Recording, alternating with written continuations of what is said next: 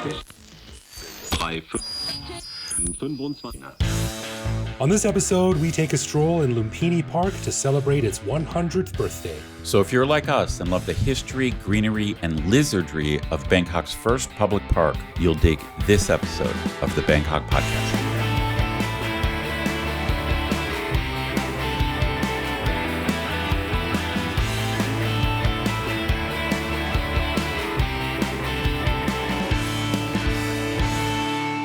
Sawadee krap, this is the Bangkok Podcast. My name is Greg Jorgensen, a Canadian who came to Bangkok in 2001 and was immediately overwhelmed by the complexity of the BTS and Lumpini Park. What can I say? I'm just a small town farm boy from the Canadian prairies. And the funny thing is back then the BTS had maybe one line. I had two. It had Sukhumvit and Silom, and I was like, so confusing. How do I navigate this? And I met Knuth, an American who came to Thailand on a one-year teaching contract over 25 years ago, fell in love with the realization that any Thai sign or menu can be years out of date. So I never left. Nice. Yeah, I'll have the Anutin special, please, at the restaurant. The Prime Minister from 1996 or whatever that was. Well, like that intro was sparked by, I was in my food land right next to where I live, and there's a sign for coffee, like they have a coffee shop. Yep. But when I moved into this neighborhood 7 years ago, I tried to order coffee, and they said, "Oh no, like the coffee shop closed," and the sign is still up. Jeez, it happens a lot. Like I'll have this one. Oh, we don't have that one. So why is it on display? And why is it on the list? No, it's not just that they don't have everything. It's that the menu will stay wrong for years. Yeah. They won't update the menu for years. We don't make that anymore. Do you think maybe you should update things? No? Okay. All right. We want to give a big thanks to all of our patrons who support the show. Patrons get every episode a day early, behind the scenes photos of our interviews, a heads up to send questions to upcoming guests, and access to our Discord server to chat with me, Greg, and other listeners around the world. But best of all, patrons also get an unscripted, uncensored bonus episode every week where we riff on current events and Bangkok topics. On this week's bonus show, we chatted about Greg's drug-addled week laying on his sofa after a back injury he got from a fight with his swimming pool, an update on the recent BKK Stories event, which I was a speaker at, and what the future for this cool little event holds, and discussions on the Thai land bridge project across the Isthmus of Kra, which has seen renewed interest in the wake of the closure of the Strait of Hormuz and what it might mean for southern Thailand. To learn how to become a patron and get all this good stuff, plus full access to over 800 bonus and regular back episodes, click the support button at the top of our website. I'm telling you, man, Thailand's got to jump on this soft power thing. The Isthmus of Kra sounds like I love that name so much. It sounds like a superhero in the new Avengers movie. They've got to have a Thai superhero that fights. I'm with you, man. Captain America or something. I'm with you. As always, if you have a comment, a show idea, or just want to say hi, head to bangkokpodcast.com and click on the little microphone button at the bottom right to leave us a voicemail, and we'll play that on the show. Well, in this episode, we come to the celebration a little bit late, but that's okay, because we think it's a cause worth celebrating. Now, as you may have read, Lumpini Park, the first public park in Bangkok, celebrates its 100th anniversary this year. Now, to mark the occasion, the park has had some serious TLC with a bunch of landscaping, renovation of existing buildings, and the addition of a few new structures that aim to keep it on pace with the modern tastes of modern Bangkokians, or Bangkokers, as Ed prefers to say. Correct. Never wants to pass up an opportunity to head to the park and walk around. Ed and I stopped by this past weekend and took a walk to check things out. So in this episode, we're going to start with some in-studio recording and then cut to the conversation we had while we were walking around the park, being shown up by sweaty old men with their shirts off, trying to find some monitor lizards, and of course, admiring the view of Silom's skyscrapers, which never gets old. So yeah, Ed, you and I headed out the other day. We had a nice, short, sweaty walk around the park. And I just always really, really love it. Like I said in the interview you'll hear, I love that it exists and I love that it's still so important. For sure. We're both huge fans. It was quite hot and humid. And it was funny. It was actually a little bit overcast. It wasn't a great day. And it even started to rain. But this is just the time of the year, man. It was brutal. But as always, Lumpini crushes. It wins. Lumpini crushes. There we go. That's another poster. That'd be a great slogan for the park. You should sell that to the TAT and charge 20 baht every time someone uses it. Yeah, it's a fantastic place. And like I said, again, you'll hear this in the interview, but so much stuff in Thailand gets built and then people are like, ta-da, and then it just gets forgotten about and it falls into disrepair. But or it never, or it's a great idea that you have to wait 10 years for it to happen. Right. And it's not a perfect park, and it's not it's got some issues that I think I wish would get sorted out. But I just love it. I think it's beautiful, and it played a very important role in my early days in Bangkok. I think a lot of people can say the same thing. So before we jump into the interview that we did while we were walking around, I just want to touch on some of the buildings in the park, actually, which I looked into. And there's some interesting history here that I actually didn't know about. So along the southern side of the park, along Rama 4, there's Lumpini Hall. Have you ever stopped to look at this building or notice it? I've walked past it, but that's about it. Yeah, and if you look online, you'll see some really nice pictures inside. It actually used to be like a really popular place for ballroom dancing, like in the 1970s. I didn't know that. Yeah, it was like the hip place to go. This is sort of like a modern import from the West. Ballroom dancing was not a big thing in Thailand. So all of the people who used to do it went to Lumpini Hall to do it there. Oh, I see. Yeah, and it closed down in 2014, and it's kind of been abandoned since then, but I think it's been renovated for the new 100th years.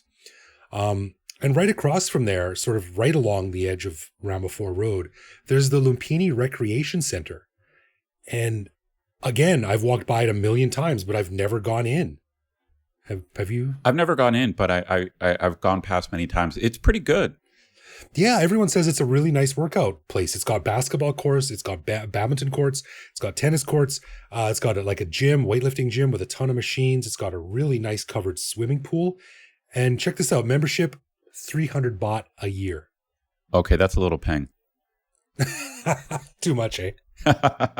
Well, the funny thing is I looked into it years ago, and I was always afraid because it's so central in Bangkok and everyone knows about Lumpini Park. I just assumed it would be super crowded all the time. But when I walk past, it often does not look that crowded as you think it might be. Yeah, I've never seen it full of people. I've never seen people outside or anything. Like if you had told me that this was closed most of the time, I would totally have believed you. Maybe it is. I don't know. But yeah, and it looks really nice. And I think it's easy also to sort of think a fitness facility at Lumpini Park is probably pretty skanky and run down, because I think what a lot of people do see is the open air weightlifting area. Right. Which is, buckets of cement and tractor tires on iron bars and stuff like that. Just super old school. Now, the guys who use that gym are absolutely jacked. Right. So they know what they're doing, but the actual gym, the actual fitness center is apparently really, really nice. I should make it a point to go in and check it out sometime. Yeah, no, it looks nice. And I think people often assume that public facilities by the government are going to be in disrepair, but that's not always true. I mean, maybe it's a safe guess, but it's not. It's not always true because I've looked in there and it looks pretty well kept. Right. What do they say about being a pessimist? The good thing is that you're either being constantly proven right or are pleasantly surprised. There you go. So in the park, there's also a library. Which, again, I've never been in. And again, I need to rectify that. The interesting thing about this, Ed, is that even the library itself said it was Thailand's first public library. Wait, it says, where does it, it says that on their website. It says it on the website, yeah. And a few other places I've seen it around as well. But we've done some research on this, and it really depends how you define library, how you define public. Oh, I see. And, well, so I feel that that library, the one in Lumpini, it said it opened in the 1960s. So Thailand must have had a public library before that, I think. Right. But I think when this one opened in Lumpini Park, it was like the first one that was opened specifically for the general public. Like anyone could use it at any time. Whereas places like the Nielsen Hayes Library and the National Library, like they had limitations on who could use it kind of thing. So I see. That could be a little bit ill-defined. maybe it's the first truly public library. But that's cool. It just shows, we talked about a little bit of this in the interview. Lumpini has just played a lot of different roles throughout its history. Yeah, totally. And it's still there and operating as a library, which is fantastic. And I also found something that I had no idea about before I started looking into it. But Lumpini Park used to have a gigantic floating restaurant on one of its lakes.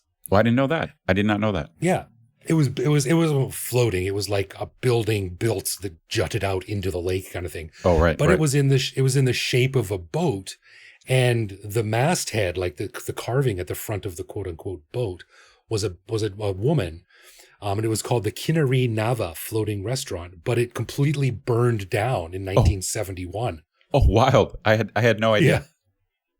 Yeah. If you go online, you can find some old photos of it. Not many, but there's a few. Well, at least if it burned down, it just fell into the pond, so it didn't catch anything else on fire. I guess so. That's a big benefit of having a floating restaurant burning down. So, the buildings on site are historic, and a lot of them are probably a lot more useful than we give them credit for. And I think we should make it a point to go down there and check them out again. Yeah, it's obviously a great place just to take a walk, but there are facilities there too. Yeah. So let's cut to the chat that you and I had when we were walking around the park the other day, and get our impressions of what it was like down there this past weekend. So Ed, we're in Lumpini Park now, checking out after it's quote unquote opened, although it seems a little bit rough around the edges. We're checking out the Hawker Center. The new Hawker Center. I love that name. The Hawker Center. What are your thoughts on a Hawker Center in Thailand? Well, obviously Bangkok already has 1 million markets, and so on the one hand, this is just another market. But it is actually quite cool and much cooler. It's pretty professional. So this is like a structure. It's really a building with a roof that's open on the sides. So I understand why they're making somewhat of a big deal out of it. Because previously this would just be stalls like crowding the sidewalk. Yeah, right. I'm a little bit biased against hawker centers because it's a very Singaporean concept. And we've said on the show many times, if someone wants the Singapore experience, they'll just go to Singapore in terms of attracting tourists. But for locals, I don't know if this offers any huge benefit over just the traditional sort of street markets that we kind of all... I guess it's covered, so it's rain friendly. It's a little bit more organized, but you're right. I don't want Bangkok to become as orderly as Singapore. That'd be a nightmare. Yeah, that'd be Singapore. Yeah. We don't want that. The chaos is part of why we love it here. But it is noticeably cooler in here than it was outside. Yeah, it is cooler. When they said Hawker Center, I thought it would be a lot of different types of products, but this looks to be like all food to me. Yeah, there's nothing special in terms of what it offers. It's just how it's organized, really. Same shit, different package.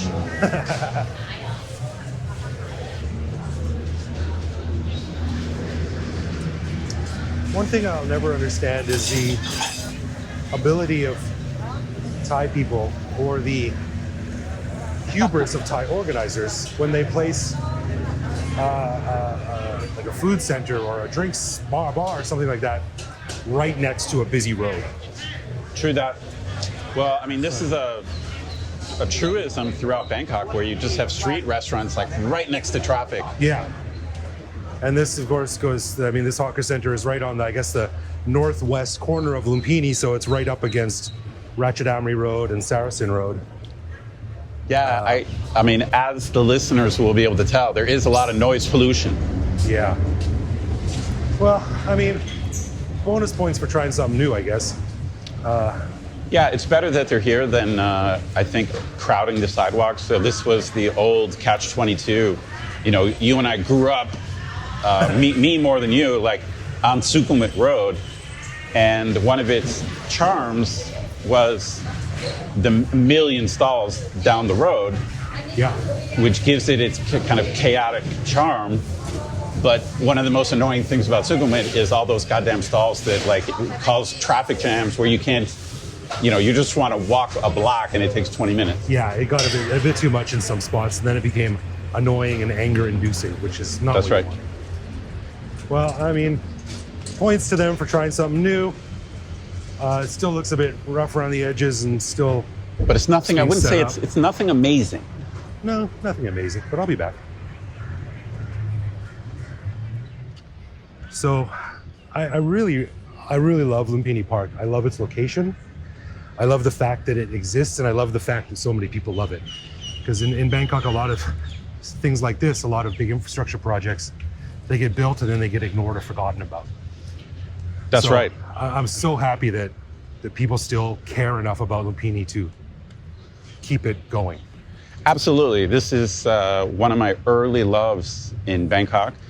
I mentioned before when we did our show kind of comparing Benjikiti and Lumpini, I basically admitted to being biased because I'm just nostalgic for this park because I spent a lot of time here in 2001, 2002, 2003. Right. And I love the fact that it's right in the middle of the city.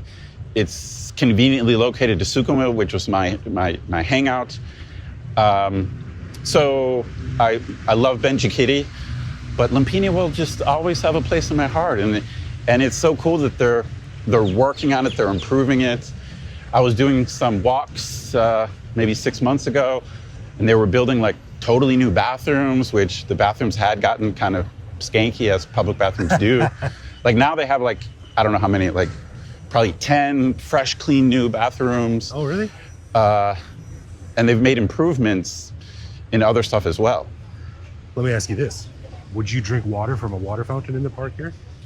Yes, I would. You would? I would. Yeah, I mean, I don't think it's a thing I would do like regularly or in large quantity, but as we have done previously on the show, Bangkok water supply meets international standards. Yeah.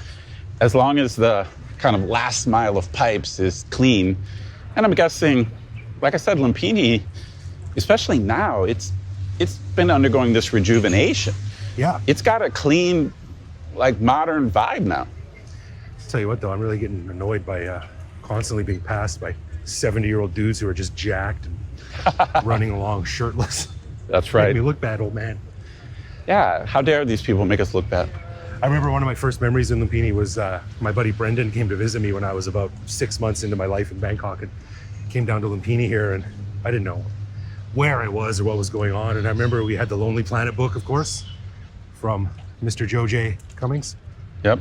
And I was so lost. I had to get to Rama 4, and I didn't know where it was. I just knew it was the big road. Right. So I kept stopping people and using my absolutely caveman Thai at the time. I was just asking for the Tanon Yai. Like funny. The big street, Tanon Yai. Where's Tanon? Oh, funny. Tanon Yai. And a couple of people, they couldn't understand what I was saying. I don't know how I was butchering it, but it was so bad. And then I pointed at a map, and we all know how successful that is in Thailand. People look at a map and like, I have no idea what this means. So we just wandered around for hours. Not a lot of hours, but we wandered around for a long time. And we finally ended up finding the Lumpini That's great. Park Rama 4 entrance. But That reminds me. I got so lost. That reminds me of my early days, and I was talking to some of my students, and I was trying to ask them, like, how do I get to the Chao Phraya River? So I wanted to go check out the main river, and they didn't. Obviously, I was mispronouncing Chao Phraya, and it took them a while to decipher. Like I remember, like it was the three of them, like talking to each other, and I'm going Chao Phraya, and they're working on it. They're repeating it, and eventually one of them's like, "Oh," and then like they pronounced it correctly. It took three people about 3 or 4 minutes to figure out I was saying Chao Phraya. I had the same experience, but with talking about the SkyTrain, and I wanted to get to Anusawari Chai, the Victory Monument, and I didn't know the word for train, I didn't know the word for SkyTrain or Victory Monument, and I kept doing like a snake motion in the air with my arm, like the train. These two guys were like, is this guy mental? Classic. So it took many conversations between them to figure out what I was saying. The sad thing is, if I said Chao Phraya today, probably 50% of Thais would not understand. So I'm up to 50% comprehension now. Slowly but surely.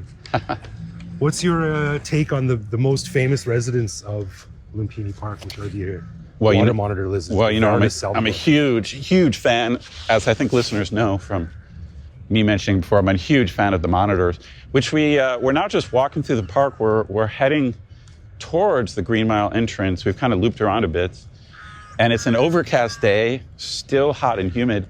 Yeah. And actually, considering we've been walking for 10, 15 minutes, I haven't seen a water monitor yet. No, you're right. I haven't seen a single one. And I do notice that, I mean, it's in preparation for the 100th anniversary.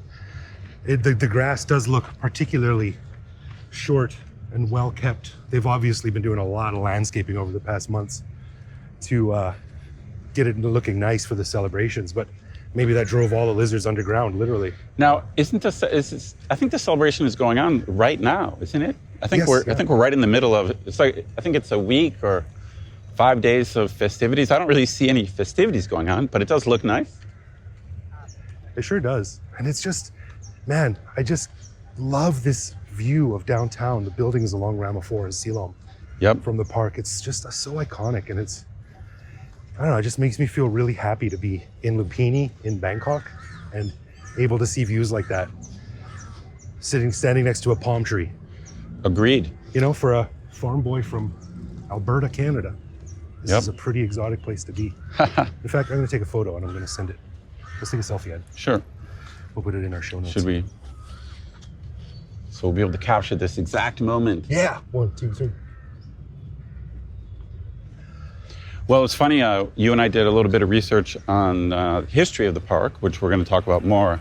Yeah. But I thought an interesting tidbit was that the king, who we can't really talk about all that much, was getting some criticism for kind of being too westernized. And this park, Lumpini Park, was modeled after Western-style parks. I don't know specifically if it was European or American. Right. So part of the reason... That was King Rama VI. That's right. Part of the reason that the park was given a Buddhist name, so Lumpini is the city or region where the Buddha is supposed to have been born. Right. Lumbini. Lumpini, India, right. And so the name was meant to be very Thai and very Asian to kind of offset the possible Western nation. But I don't see why a park is something Western. No, I mean, But maybe in Thailand, this is considered Thailand's first public park. So maybe at the time, they were like... with like paved roads and recreation is a maybe very Western idea. Maybe they thought of it as European or not Thai. I don't know. This is just what the research says. Well, they did a great job making it where it was. It's funny to think when they planned it, this was the very I've seen, sorry to interrupt, outskirts of the I've seen the first water monitor. Okay, let's go. I just took a photo of the sign. But yeah, when it was open, this was the very outskirts of the city. This was the boonies. I know. Way on the edge of nothing. It's crazy to think about. Where is it? Swimming in the water over there. It is. Yeah, according to our research, we're now experts. This was obviously royal land, and it was first partitioned out because the king wanted to do kind of a World's Fair kind of expo thing. Right. That was meant to maybe showcase Thailand on the world stage. But it turns out that particular expo never really happened. But they had the space already delineated, and it essentially then got converted to something more like a park. Right. And interesting trivia, the statue on the corner of the park, in the southwest corner, on the corner of Ramaphore and Ratchadamri Road, a lot of people think that is a statue of Rama IV because it's Ramaphore Road, but it's not. It's actually Rama VI. Correct. Who donated the land to make the park. Yeah, so this park is really a King Rama VI project and a super smart move. A Rama VI joint.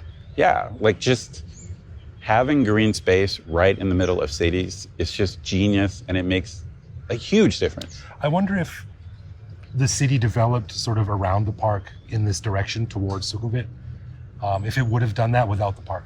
It's a good question. Yeah. I mean, as everyone knows, the U.S. Embassy is close by. Just on Whittier Road is the U.S. Ambassador's residence, which is quite big and special. But presumably, like, this park did play a role in the direction of development of the city. Yeah. Here's a theory. we're just standing on the river now on that side of the lake looking at the water monitor swimming. It's a pretty big one, big boy over there. And we've got probably 10 or so tourists taking photos who have all sort of come over to the... Oh, there's another one. Look, he's running. Oh, yeah. He's standing right in front of them. Jesus. I think that is a missed opportunity for more Thai soft power.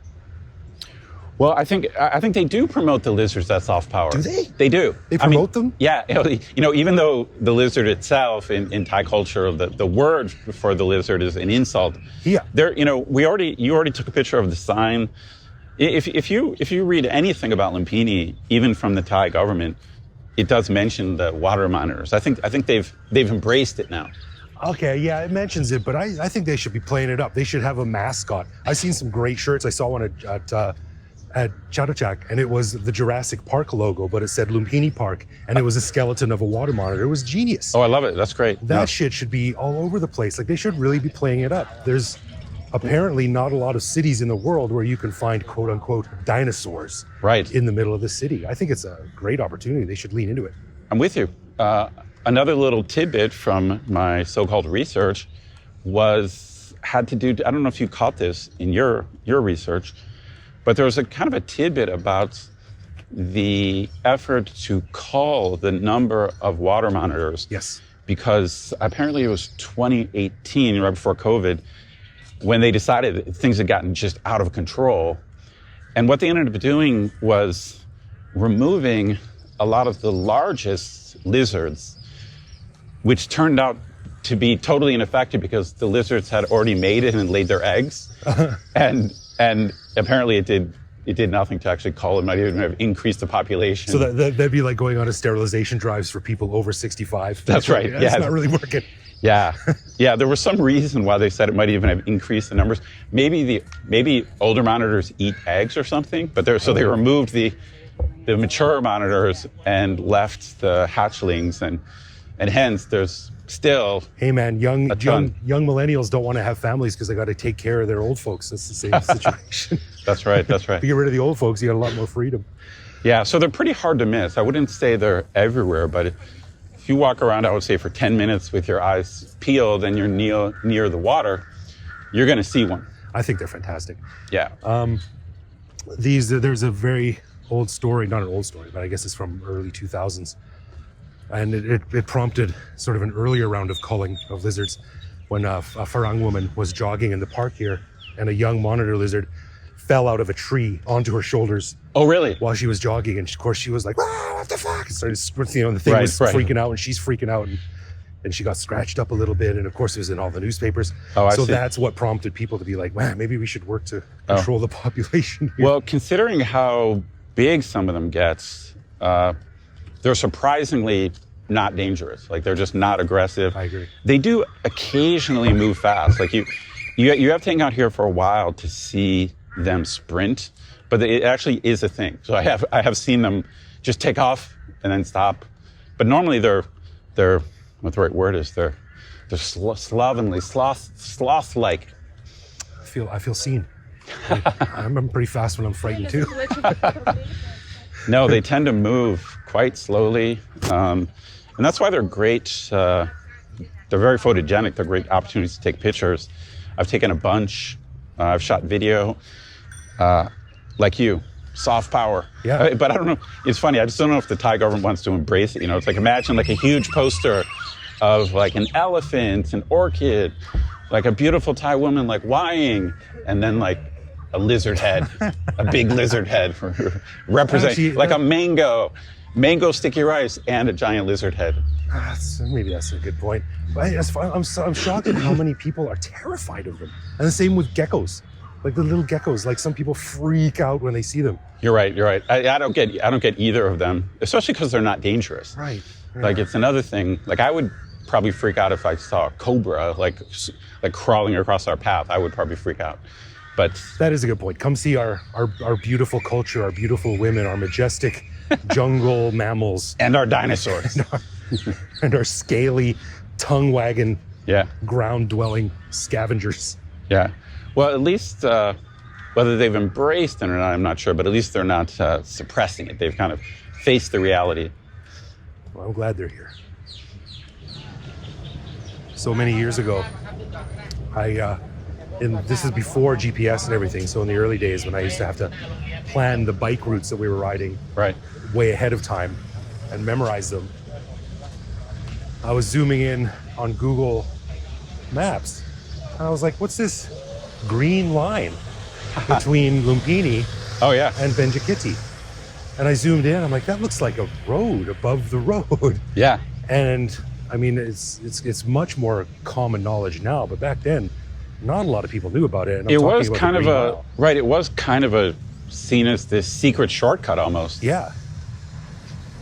But it's an elevated walkway that goes from Lumpini to Benjikiti. Now, Benjikiti itself has gone a massive renovation over the past few years. Correct. Into the Benjikiti Forest Park, but they've just done a lot of work on the Green Mile, and we're just walking up to it right now. Because previously it was really neat, but it was a pain in the ass to navigate because it had steep ramps, steep stairs. Yeah, so riding, it was rideable. You could ride your bike, but at various places you had to pick up your bike. Yeah. Yeah. And at the northeast corner of Lumpini, there used to be some very large and really nice that I used to go to, badminton courts. That's where this Thai national team practiced, actually. And they knocked those down, and now we have this pretty decent looking winding ramp that comes from the Green Mile all the way down into the northeast corner of Lumpini. It's quite cool. It might actually even be too windy. This is not a good example of the shortest distance between 2 points is a straight line. This is the opposite of that. I think it's a feature, not a bug. I think it's designed so bike riders don't fly off the thing down into the park. True that. It is starting to rain, so we're gonna tough it out a bit here. A little summer sprinkle. But this is really nice, and this reinforces my maxim that any major structural or infrastructure project in Thailand takes about 5 years to get to the point where it should have been when it opened. That's right. Right? So like you think about Suvarnabhumi when it opened, it was just terrible. It was hugely controversial. It had like 6 urinals for the whole airport. But after a few years they built a lot more stuff and made it much better. So I mean, that's right. This has been here years and years and years, but this is what it should have been all along. Those stairs that along the Green Mile were just too much of a barrier to make it useful or appealing to anyone. Well, good for us and more so for friends of ours.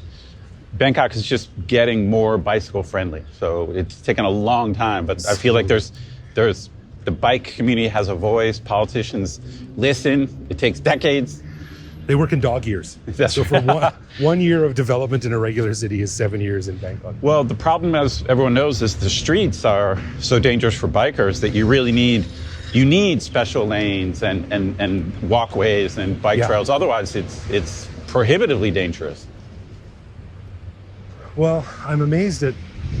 I mean, that's about a 75-meter straight shot from the end of the Green Mile, maybe 100 meters. 120 meters down to the park. But if you walk along it's so winding. It's like about a kilometer. 300 meters. It's about a kilometer of walking. And below us here, they're going to put in a dog park. Oh, nice. People can bring their dogs to run around and pee and poop. So I'm a big fan. I got to go thumbs up for sure. And I think, as we mentioned before, and I think some of the other YouTubers who've gone along the Green Mile it will be, when it's done, possible to just ride in Benjikiti, go up a ramp, go all the way down the Green Mile, and then keep riding and end up in Lumpini without having to get off your bike. That's a hell of a loop. That would be so nice.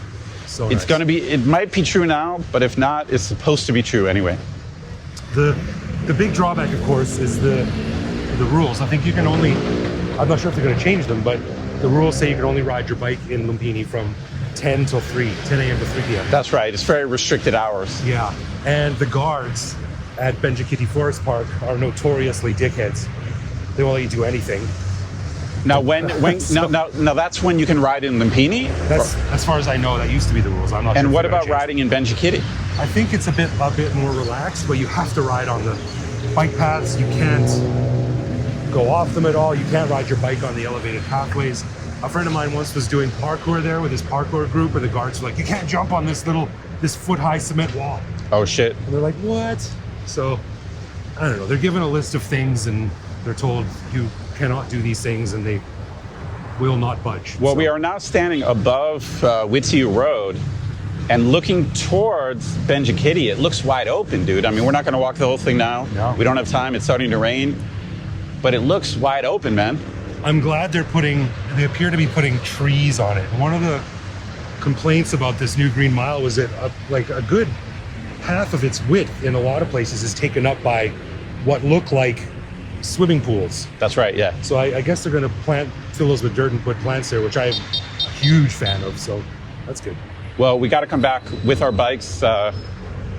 Greg, we just dropped off your tires to get fixed. Yeah. So when your bike is functional, let's do a Bangkok podcast ride. Like, screw the rest of those guys we ride with. Let's do a tandem Bangkok podcast, Benjikiti, Green Mile, Lumpini ride. You mean my regular crew? Yeah, screw those guys. What if I anger them? What if they won't accept me anymore? Well, this will be a special podcast ride. I'll tell them they can't join. Good stuff. Well, I'm glad we went out there. Even though both you and I love it, I just don't go there enough. Yeah, I used to go there. Back when I was doing some jogging, I used to get in the car and a taxi and just drive there and do a couple of laps. And but it's just a bit too far away for me right now. But it's almost a destination for me. Like, let's go to Lumpini Park and see what's new. Sure. Totally. Yeah, I really am so happy that it's still there and it still gets love. That's my big takeaway. No doubt. I'm happy with my new place, but if for some reason I end up not working at my university or if I switch jobs, that area, like near Benjikiti, near Lumpini, that's my prime place to live. If I end up switching jobs, I just think that's the coolest. I mean, really, it's the best place for me, as far as I'm concerned. It's the best place in all of Thailand because I would love to visit other places in Thailand, but I don't think I could ever do the farm life thing. And even though I love the beach, I don't think I could do it full time. I'd love to have a beach house or a vacation house, sure, but I couldn't do it full time. And so in Bangkok, where would be better to live than in between Lumpini and Benjikiti? 2 gigantic parks with all the first world conveniences just down the street. Yep. Nice. You got it. Nice. Cool. All right. Let's get into some love, loathe, or live with, where one of us picks a particular aspect of living in Bangkok, which we discuss to decide if it's something we love about living here, loathe about living here, or have come to accept as something that we just have to learn to live with no matter how we feel about it. And this week, Ed, you're on deck. What's up? All right. This is a classic one, although I'm not sure it's ever been a love, loathe, or live with before. But on the bonus show, I talked about the story that I told at the recent BKK Story event, which I've partially told the story on the podcast before. It had to do with my ex-wife's motorbike accident. But in that story, a monk's blessing ceremony plays a part in that story. And so I just wanted to get your take on, in new condos, when businesses start, obviously life events, monks' blessing ceremonies are just a common thing in Thailand. Yeah. And of course, you and I are respectful dudes. We're cool expats. So I'm not asking for any disrespectful opinion. But what's your take on these things? Are you kind of an eager participant in these things, or are you hey, you do the ceremony, I'm busy, I'm going to be down here in my office? Like, what's your attitude? Do you think they're cool? Like, hey, this is Buddhist culture, this is Thai culture, I'm going to go check out the monks? Or are you, I'm busy, I'll be, I've got to run an errand, but you take care of this? Oh, that's interesting. That's a really interesting question. I would be way more on board if they were shorter. Like right. If the monks would come in for 10 minutes, throw some holy water around, I'm there. But sitting on the floor for 45 minutes while they chant is a bit much. That being said, I'm happy to do it. Just as a sign of respect for whatever it happens to be. Yeah. Well, perhaps you're a better man than I am. Okay, so when I first got here, I thought they were cool, and I really did want to check them out. Maybe in a way, for me, it's a little bit like Thai temples. Once I did the main ones, which I think you should do, and you should check them out. Yeah. Now I'm very underwhelmed by temples. Like, if I'm traveling or if I go to a new city in Bangkok and someone says like, "Oh, there's a famous temple over here," I'm usually not into it. I'm not that excited, and I'm kind of that way. I'm kind of that way about these blessing ceremonies. I'll do what I have to do. So if because of my position or status, or because it's my girlfriend or my wife, I'll do my duty. But right. I gotta say, I'm not a fan. I don't know. Am I allowed to say I'm not a fan? I'm not into it. So if I can get out of it, I will. I won't try to get out of it, but I'm not going to clear my calendar to make it either. So yeah. That's a good way to be polite, Mr. Greg. I think so. Yeah. Yeah. Interesting question. Interesting. So I guess we're both live with out of the need to be polite. I think so. Yeah. Yeah. I don't mind it, but. All right. A final thanks to our patrons who support the show. Patrons get a ton of cool perks and the warm, fuzzy feeling knowing that they're helping in our never-ending quest for cool content. Find out more by clicking support on our website. And connect with us online. We're Bangkok Podcast on social media, bangkokpodcast.com on the web, or simply bangkokpodcast@gmail.com. We love hearing from our listeners and always reply to our messages, unless, of course, you're an agent who sends endless pitch emails on behalf of a client. That's right. You can also listen to each episode on YouTube. Send us a voicemail through our website. We'll put that on the show. Hit me up on Blue Sky, where I'm BKK Craig. Thank you for listening, everyone, and we'll see you back here next week. No doubt.